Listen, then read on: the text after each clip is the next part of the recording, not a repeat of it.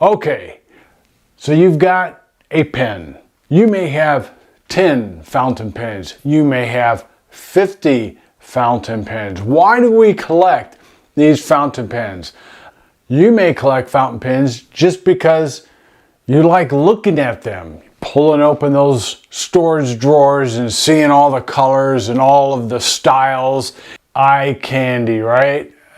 But you ever get to a point where you look at your collection and then you kind of sigh because you don't use these pens, these beautiful pens, these wonderful writing instruments for what they were created for, to express yourself.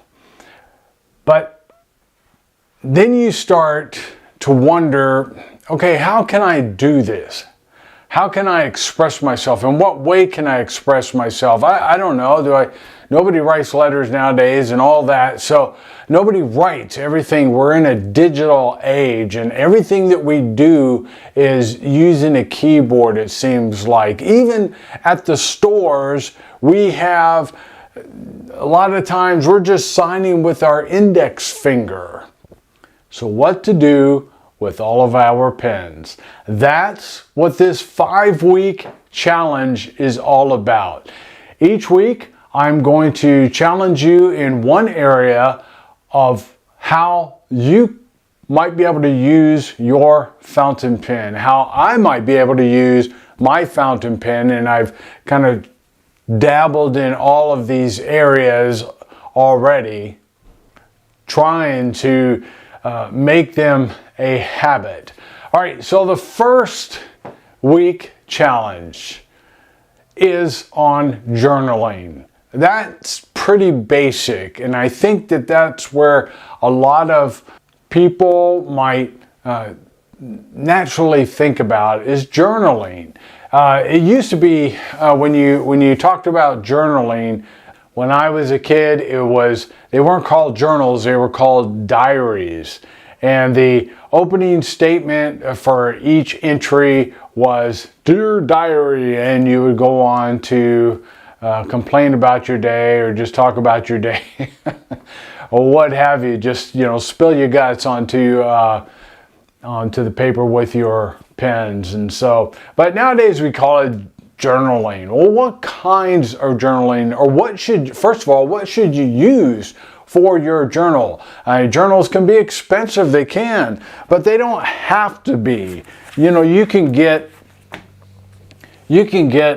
something like a Leuchtturm type of notebook, and actually if you look around on Amazon, I got these that are much like the Leuchtturms. I know I'm not pronouncing that perfect, but sorry to our French folks out there. Anyway, this has thicker pages, which Leuchtturms has started also offering thicker pages, which is nice because sometimes our fountain pens can get awful juicy.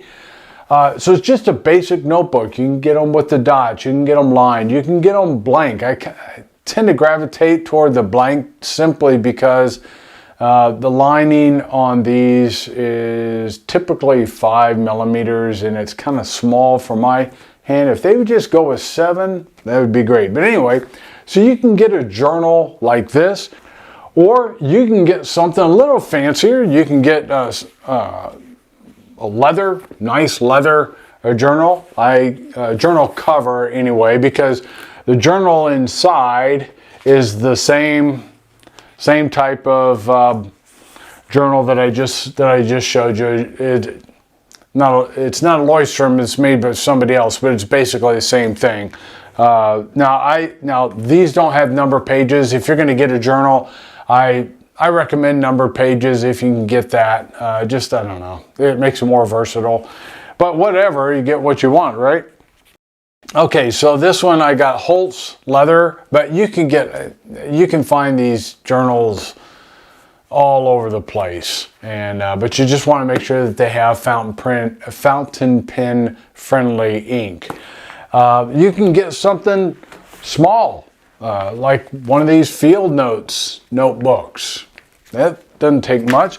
You can get something as simple as just a basic yellow pad. And having trouble today holding things. Anyway, you can get something as simple as a yellow pad or those spiral notebooks. Just make sure that you're either using a fine or extra fine nib if you're going to use inexpensive paper like that. I also, what I did was I bought some,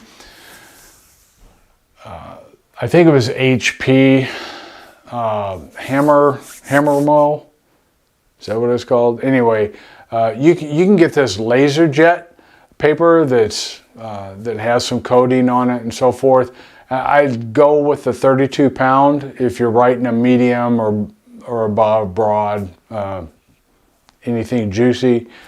And what I did, when I had access to a laser printer, I went ahead and lined them all just the way I want. So I got this stack. One of these days, I'll probably run out of those, but nevertheless, I can write pretty straight lines, just blank pages. So, but that's another way that you can find writing material, because you don't want to have to spend a whole lot of money. And quite frankly, that's one of the downsides of fountain pen friendly paper, is it's expensive, right? And if you're going to be doing a lot of writing, which I want to encourage you to do, trying to encourage myself to do, to use our fountain pens, you don't want to be spending a ton of money on your writing paper, buying Rhodias and that kind of thing. Although it is nicer paper to write on. So, all right, what can you use your journals for? Well, I wrote down some ideas. Again, it can be a simple diary, just recording the daily events, what went on that day, what was the weather that day. It is interesting because I was just sitting, my wife and I were just sitting talking, and we're talking about, well, what was the weather last year at this time? And it'd be cool. She does pretty good. She's got these journals. I mean, I look at them, I say, I can't make any sense out of them because they're all scrambled and all that, but she knows exactly what she's doing, so she knows how to find what the weather was this day last year. And just a simple diary. Just sit down, kind of empty your brain at the end of the day. Just some of the thoughts, just write what happened during the day. Sometimes it helps to just write out what you're thinking. Okay, how about having a legacy journal? And what I mean by legacy journal is just what the word means. You're leaving something for others. A simple diary is sorry, I got watery eyes today. A simple diary is more for you. You're expressing yourself. It's not necessarily something that you care that your posterity ends up with when you die, but a legacy type journal would be. You could have a section where, and again, I say sections because you can split this up into different sections. And then, for instance, you can have one section on lessons learned, just little 1-line, 2-line lessons that you've learned about finances, about relationships, whatever the case may be, workaday world. And then have a section on thoughts to certain people. Like I want to start one, thoughts to my wife, thoughts to my daughter, thoughts to my son. Just little bits of advice and just things that you want to tell them, that one day, as they get this journal, they can look back and, it'd just be fun for them to have, even though a lot of these things you should be saying before you pass on, right? All right, how about bullet journaling? Bullet journaling, I don't know if it's still as popular as what it was, but it was an excellent way. I kind of got into it in that you develop an index, and throughout the journal you have different sections depending on how you want to set up your bullet journal. and they have different little symbols and all that kind of stuff. There's actually systems to this, but you don't really have to do it that way. You can do a very extravagant type of bullet journal with all the colors and pictures and drawings, if that's your thing, and that can be fun, and you can find a lot of examples on that on the internet and YouTube. But I also saw some examples of very basic bullet journaling, and I gravitate toward that. Just keep it simple. I don't need all the flair. I tend to have an artistic bent anyway. I like doing artistic type stuff, but for my journals, I don't really need all the artwork on that. But that may be your thing, but if it's not, and that's what discourages some people from getting into bullet journaling, because they look at some of this and, man, that looks complicated. No, bullet journaling can be as simple as you want it to be, or as extravagant. So think about bullet journaling.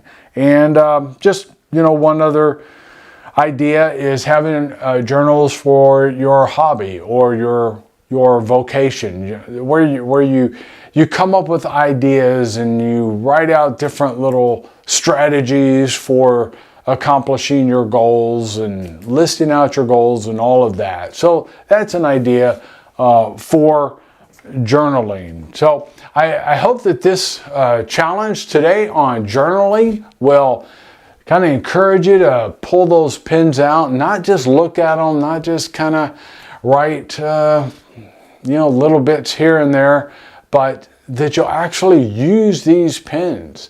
And I think once you get to writing and you dedicate some time, because we're all busy, right? And that's another thing about writing, is it takes time, and sometimes it's hard to find that time, to make that time to do our writing. But let's do that, because it helps us to express ourselves, and I think when we express ourselves, it's kind of a release, and also an encouragement to others as we leave them a legacy and so forth. All right, so get a journal, make it simple, make it expensive, it doesn't matter. Thanks for watching, and start those journals. Have a great day.